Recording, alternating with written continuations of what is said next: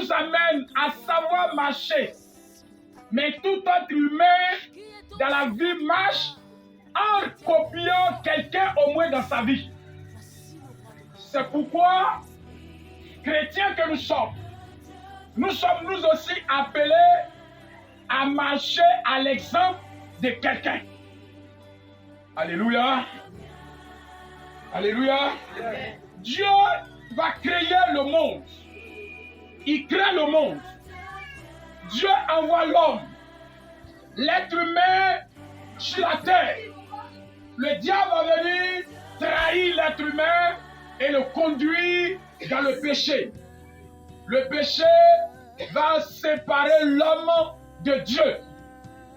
Et l'homme va chercher à chaque fois de rentrer en contact avec Dieu, mais en vain. C'est pourquoi Dieu va envoyer son Fils unique, afin que quiconque croit en lui ne périsse point, mais qu'il ait la vie éternelle. Dieu qui se révèle sur ces trois formes, Dieu le Père, Dieu le Fils, Dieu le Saint-Esprit. Tel qu'il est, tel le Fils est et tel le Saint-Esprit est. Et Dieu lui-même descend sur la terre pour libérer nous les hommes. Mais regardez ce qui va nous intéresser. Il vient pour nous libérer en tant que des pécheurs. Et pour pouvoir nous libérer, lui qui est Dieu, il ne regarde pas sa position d'être Dieu. Il ne regarde pas sa position d'être égal au Dieu le Père. Mais au contraire, il va se diminuer pour pouvoir nous arracher des griffes du péché. Par la mort à la croix. Le sang versé à la croix va nous libérer de nos péchés. Alléluia. C'est pourquoi ce matin, je vais vous inviter à prendre nos Bibles dans le livre de Philippiens. Philippiens 2. Le verset 5 jusqu'au verset 11. Je lis la parole du Seigneur.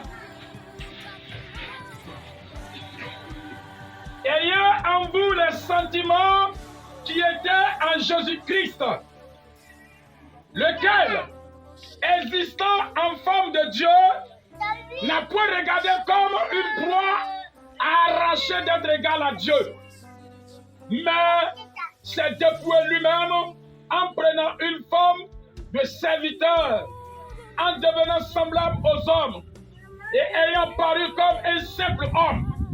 Il s'est humilié lui-même, se rendant obéissant jusqu'à la mort, même jusqu'à la mort de la croix. C'est pourquoi aussi Dieu l'a souverainement élevé et lui a donné le nom qui est au-dessus de tout nom, afin que quiconque croit, afin qu'au nom de Jésus, tout genou fléchisse dans les cieux, sur la terre et sous la terre, et que toute langue confesse que Jésus-Christ est Seigneur, à la gloire de Dieu le Père. Alléluia. Veuillez vous asseoir dans le nom de Jésus-Christ. Cette parole m'a marqué, chers parents. Et quand tu entends de lire, tu comprends combien de fois Jésus-Christ nous a aimés. Combien de fois Jésus-Christ, par amour, il s'est donné en sacrifice. Si tu n'as pas encore compris l'importance de la parole de Dieu, si tu n'as pas pris le temps de chercher à comprendre ce que dit la parole, tu ne comprends pas l'importance et tu ne vois pas l'amour de Dieu pour l'être humain. L'homme créé, Dieu n'a pas voulu que nous mourons, chers parents. Mais le péché d'Adam et Ève nous a conduits à la mort. Nous sommes séparés de Dieu à cause du péché. Nous sommes éloignés de Dieu à cause du péché. Le péché nous a maintenus captifs. Il nous a condamnés à la mort. On avait besoin de sortir du lieu du péché, mais il n'y avait pas de solution. Les hommes faisaient des sacrifices. Ils tuaient les animaux pour chercher à rentrer en contact avec Dieu. Et dans l'Ancien Testament, Dieu, par son esprit, le Saint-Esprit descendait sur les serviteurs de Dieu de temps en temps. De temps en temps. Ça veut dire qu'à des moments, il descend et il repart. Alléluia. Il descend sur les serviteurs de Dieu. Il descend sur des rois qui ont marqué leur temps. Et quand il descend, c'était pour une mission. Il était difficile de pouvoir rentrer en contact avec Dieu. Mais l'homme cherchait Dieu. Comment faire pour pouvoir le trouver? Il a décidé lui-même. Ah ouais. Il a accepté lui-même de venir nous sauver. Il a accepté lui-même de venir descendre sur cette terre. Il descend, pas qu'il quitte le ciel pour descendre directement, mais il descend passant par la femme. La femme va prendre ventre sans connaître d'homme. Et cette femme va accoucher.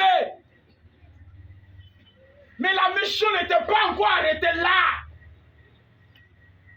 Il a accepté. Il grandit. Il faut aller mourir à la croix au poteau. Chers parents, s'il n'avait pas l'amour, il ne pouvait pas le faire.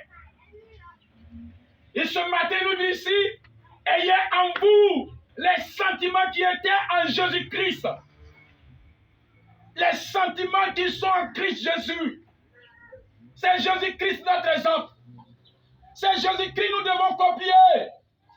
Aujourd'hui, beaucoup copient des hommes. Ils voient la perdition. Tu ne connais pas l'homme de Dieu que tu es en train de copier aujourd'hui. Certainement qu'il a une magie quelque part. Certainement qu'il a un fétiche quelque part. Tu ne sais pas sur quoi il s'appuie pour adorer Dieu. Tu ne regardes seulement que ce qui paraît à tes yeux. Et tu es en train de copier cet homme de Dieu-là. Oh, il n'est pas ton exemple. Celui qui est l'exemple, c'est Jésus-Christ de Nazareth. C'est Jésus-Christ de Nazareth qui est ton exemple. C'est lui que nous devons copier. C'est lui que nous devons regarder. C'est lui que nous devons suivre. Ce sont les sentiments de Christ que nous devons avoir en nous. Alors, qu'est-ce qu'il va dire? Lequel existant en forme de Dieu. Regardez, Jésus-Christ, qui est Dieu, n'a pas regardé comme une proie à arracher d'être égal avec Dieu. Oh non, rempli d'amour. Il n'a pas regardé sa position d'être Dieu. Il n'a pas regardé qu'il est égal à Dieu. Il n'a pas regardé que lui, il est Dieu. Alors, qu'est-ce qu'il va venir faire ici sur cette terre? Mais il n'a pas regardé sa position. Il n'a pas regardé sa position. Qu'est-ce qui va se passer? Mais il s'est dépouillé lui-même en prenant une forme de serviteur. Alléluia. Jésus-Christ, il a pris la forme de serviteur. Oh, vraiment.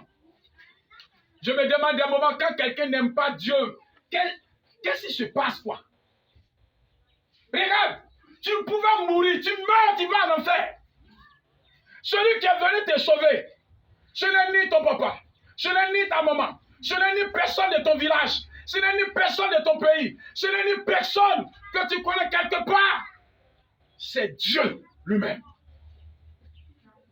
Et quand il est venu, Jésus n'a pas marché en tant que Dieu. Comme aujourd'hui, il ne suffit que Dieu commence à t'utiliser. Tu commences à faire des barrières.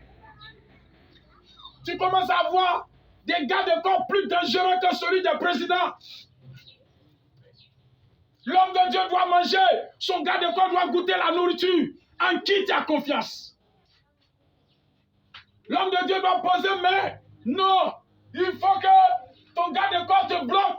Attendez, Jésus-Christ de Nazareth est notre exemple. Regardez-le, marchons comme lui. Il n'a pas regardé sa position, qui est égale à Dieu. Il n'a pas regardé la manière dont il est.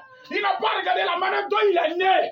Parce que lui, sa maman, si vous voulez, dans la chair ici, n'a pas connu d'homme. Cette femme qu'il a allaitée n'a pas connu d'homme. Il n'a eu que le Saint-Esprit qui est venu sur lui et cette femme est devenue enceinte. Mais il n'a pas regardé cette manière dont il est venu dans le ventre de la femme. Mais il s'est fait serviteur.